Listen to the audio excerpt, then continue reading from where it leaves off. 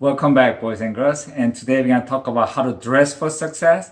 In my opinion, if I had to pick one factor that's most important in having a successful hunt, is how you dress. Depending on how you dress, it could prevent deer from smelling you, seeing you, or hearing you. It could also help you to be very comfortable, warm and cozy, and let you have a real enjoyable hunt. First, I want to talk about wearing a multi-layer clothing versus wearing one heavy bulky jacket. As I've shown you in the past, I started with one heavy cotton jacket, which I don't wear it anymore because having a bulky jacket, sometimes it could be too hot, and when you take it off, you're going to be too cold, and it's going to be very noisy, and then it's going to be very clumsy. So climbing up and down the tree can be dangerous, and when you try to shoulder a rifle, it gets caught on your jacket, so it's not easy. So it is much better to wear multi-layer and try to stay as small as possible. Meanwhile, you can be warm, and when you need to take it off, you can always take a couple of layers off and you'll be fine. So let's talk about how to multi-layer your clothes.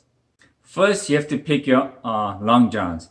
And I try to avoid wool or like heavy cottons because they can be heavy and you could sweat in them pretty good as well. Now, I bought this at a military surplus store in McLean probably about 11 years ago. It has fabric, very soft fabric inside. It feels like a fleece, and it keeps you very warm. It's very light, and it prevents you from sweating as well. So I bought this pair like 11 years ago, and then just last year before last year actually, I bought this at Cabela on an off season for the Montana hunt. And this again, inside fabric feels like a fleece, and it's very soft. It kept me really warm. Trust me, I hunted in single-digit hunt in Montana, and it's light. And even though when you sweat, it doesn't keep you wet. It kind of just sucks the sweat out of you. So it will also prevent you from sweating too much or have you smell too bad either. So as for the long johns, you want to go with, in my opinion, something that's light, keep you warm, and also prevent you from sweating too much. Now, one thing that drove me crazy about wearing a multi-layer was that as I'm trying to put on different layers, it just gets all twisted up inside. It just grabs you in different angles. And in the morning of the hunt, you try to get dressed fast as you can. And it's very uncomfortable. It just drove me crazy. So I came up with this real simple solution to it. Let me show you how. Okay, this is how I dress without using foul language or losing my sanity. So first, whatever you're gonna wear on the outer garment, just lay it down flat like this. And then for the long john, just put it on top, just like so. Just make sure that the sleeves are not twisted. Make sure it is on the same side. And as you fold this up, just make sure it doesn't get twisted. And you stick your hand in here and come out to the front and just pull it in, just like so. And do the same thing on the other side. Put your hand in there. Just make sure it doesn't get twisted. And then pull it in. And then put this inside and just pull it down. Just make sure nothing gets twisted up. Just make sure that everything is on the same side, nice and flat. And then just like this. Keep it like this on the bed or something that's flat overnight, and in the morning you could just wear them at once. And I guarantee you nothing's twisted up. You're gonna be so happy. You're gonna be driving to hunt smiling. As for the top, this is what I wear walking into the woods. So I started off a little bit cold. I don't want to overheat myself and sweat a lot, because once you sweat a lot, it's really hard to cool off. And with all that sweating, you're gonna have your scent everywhere, and the scent killer that you spray becomes useless. So you wanna walk in kind of cold, so you won't be sweating.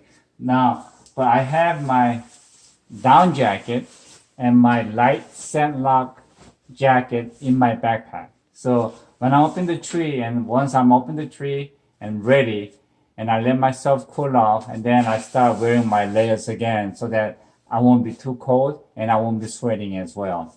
Now, if you start off wearing everything at once, trust me, you're gonna sweat. And when you get up in the tree, it's gonna take at least 40 minutes for you to cool off.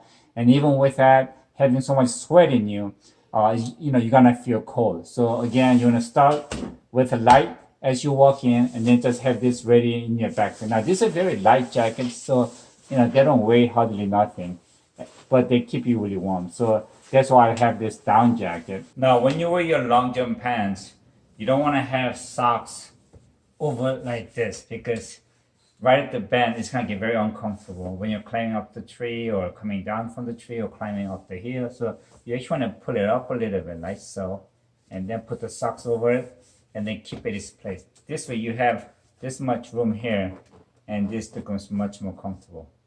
And rarely, if the weather gets really nasty cold and windy, then besides from my hunting outfit, I'll just take this with me. I'll spray with the sand killer the night before and leave it in the car. And when I get to the hunting ground, and I just slip into this.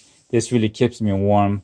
At the same time, after the hunt, if I get too hot dragging the deer out, I could just unzip it and get out of it. Some years back, when I was hunting in wildlife preservation area in Virginia, I was dragging out 2 deer, and I ran into this hunter, and he told me that he's been hunting there for 5 years, and he has not seen a single deer all those 5 years. And he was wondering why. Well, I didn't tell him, but I could tell you why, because just standing there talking to him, I could smell his perspiration. So he stinks. Now, deer's most powerful weapon against us is their smelling sense. Matter of fact, they can smell better than dogs, and they could smell up to 1,000 times more accurate than us humans. So when you see a deer do this, that means he's already sent you, he already smelled you, and he's trying to locate where the smell is coming from. So you have to make sure that you don't stink. Besides from taking a shower the night before or taking a shower in the morning of the hunt, this is what I use.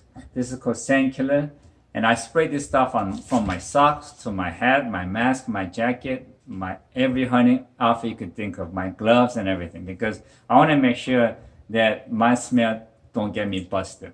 Now, they say this thing will last up to 20 days. I don't trust it. I spray it every time I go hunting.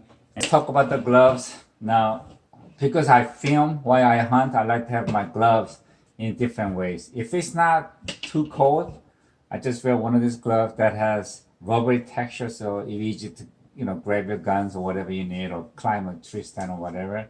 But I cut the tip off the index finger and also thumb, so I could use my cell phone to film or whatever. So that becomes really handy. And if it gets cold, I just put another layer of glove on top of it. This way, I'm actually very warm, and if I need to, I could just take my glove off and do what I need to do and still stay reasonably warm. Now, if it's kind of cold, but it's not too cold, then I just wear single glove like this, and then I put a notch here in the index finger and the thumb, so if I see deer coming, I just do this and do that. Then I have my fingers out, so I could do whatever I need to do. So that really helps out a lot. And I actually have these gloves in my backpack, because a lot of times you need extra gloves, especially when it's raining or snow. There's a good chance you might get your gloves soaked wet, and you need an extra pair, so that always comes in handy. Okay, now let's talk about the hat. Now, this is what I usually wear walking into my tree stands, with the light on, with the orange, so it could be safe. And once I'm up in the tree stand, I usually take the orange cap off and leave it where it could be seen everywhere, so it's legal in Virginia to hunt. And if I'm sitting facing the sun, I like to use one of the safari hat. I don't like to use cap, because this blocks the sun well, but it only blocks one direction. And not only that, because this is very hard, this interferes with the scope.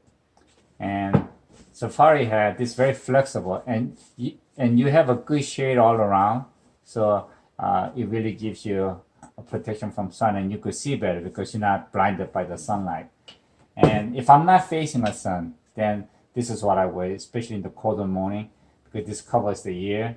And then when I'm coming down the tree stand, I flip, and then I'm in orange. So this is also a good thing. Now, I I actually have all these three in my backpack as well because you never know when you need something. Now, early in the morning, because sun hits your eye straight on, I usually have my cap down like this so I won't get blinded by the sun and get a good shade for my eyes. And if I see a deer, I try to get on it like this. And first thing you could see that is my scope is tapping my cap. So I really don't like to use this kind of cap. Now with the safari hat, it gives me a shade, 360 degree. And because this is very flappy and soft, if I see deer come out, I could go right on it, and this will not interfere with my scope at all. Face mask is one of the most important tools when it comes hunting. Put this on like this, and I usually have my cap on like that, and usually I'm sitting like this. But one thing that deer are most scared of or alert of is your eyes. If you're looking straight at the deer, they look at you and they freak out and they run. If you look at some trail camera pictures, you see deer coming up to the camera lens and looking into it, thinking it's some kind of eye. So they're very focused on what they're looking at. If anything looks like an eye looking at them, they get scared and they get spooked. Okay, now so usually I'm sitting like this. But if I see the deer coming in pretty close, especially early season, I would actually cover my eyes like this. And I could still see everything. And I could even get my scope on and whatever, but they can't see my eyes. And I actually tested this out. When I saw deer coming so close to me, I even made little noise so that they would look up at me and see if it gets spooked. And I saw them looking up. And then they look at me and they are very confused. And they just go about what they were doing. So as long as you don't have any eyes, bearing down on them, they're much less spooked.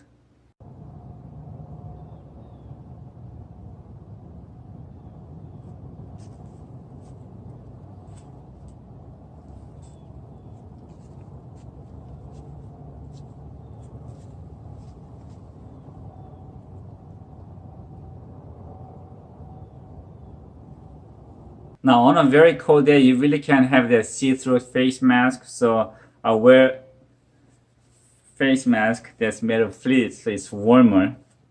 Let me get my hair right. And then I cut the hole here so I could have my nose coming out so that I won't fog up my glasses. So like this.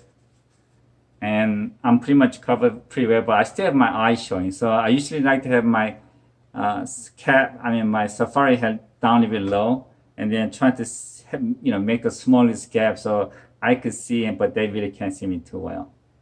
Okay, these are the hunting boots that I have, and 99% of the time that's what I'm wearing because it's waterproof and it actually locks in your smell better, and it carries less smell. Like fabrics or leather boots, it's gonna create more smells.